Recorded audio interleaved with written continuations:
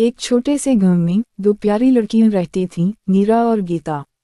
दोनों सबसे अच्छी दोस्त थीं और हमेशा साथ में खेला करतीं। गांव के किनारे एक घना जंगल था, जिसके बारे में गांव के बड़े बुजुर्ग कहते थे कि उसमें एक चमत्कारी पेड़ है, जो सच्चे दोस्तों को एक अनोखा वरदान देता है। लेकिन उस पेड़ को ढूंढना इतना आसान नहीं था, क्योंकि जंगल बहुत बड़ा और घना था।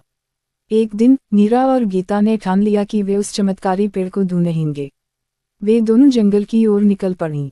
जंगल में प्रवेश करते ही उन्हें तरह तरह की आवाजें और अजीब जीव जंतु दिखाई देने लगे, लेकिन वे निडर होकर आगे बढ़ती रहीं।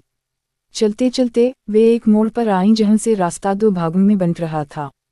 नीरा ने कहा, गीता, हमें अलग अलग रास्ते पर चलना चाहिए ताकि पेड़ को जल्दी ढूंढ सकें। गीता थोड़ी घबराई, लेकिन उसने नीरा की बात मान ली। दोनों अलग अलग दिशाओं में चल पड़ीं। रास्ते में गीता को एक छोटी सी नदी मिली, जहां पानी बहुत ही साफ और चमकदार था। उसने सोचा, शायद यह वही जगह है जहां से पेड़ तक का रास्ता जाता हो। वह नदी के किनारे किनारे चलने लगी। दूसरी ओर नीरा को जंगल में एक पुराने मंदिर के खंडहर मिले। वहां एक बुजुर्ग साधु बैठे थे। साधु ने नीरा को देखकर कहा, तुम दोनों सच्ची दोस्त हो, और तुम्हारी दोस्ती ही तुम्हें चमत्कारी पेड़ तक ले जाएगी। नीरा ने साधु से पूछा, पर हम तो अलग हो गए हैं, अब हम पेड़ तक कैसे पहुंचेंगे? साधु मुस्कुराए और बोले, तुम्हें एक दूसरे का साथ चाहिए, अकेले नहीं। जाओ, अपनी दोस्त को ढूंढो और फिर दोनों मिलकर ही पेड़ तक पहुंच पाओगी।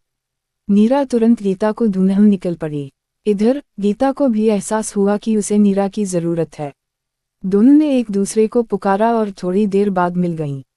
जब वे साथ आईं, तो जंगल अचानक से चमकने लगा और रास्ते में एक बड़ा, चमकीला पेड़ प्रकट हुआ। यह वही चमत्कारी पेड़ था। पेड़ ने अपनी चमक से दोनों को आशीर्वाद दिया और कहा, तुम दोनों की सच्ची दोस्ती ने तुम्हें यहाँ तक पहुँचाया।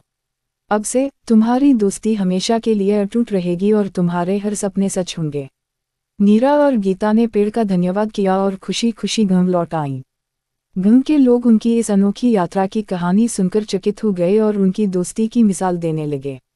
सीख, सच्ची दोस्ती में कोई भी मुश्किल बड़ी नहीं होती, और मिलकर हर चुनौती को पार किया जा सकता है।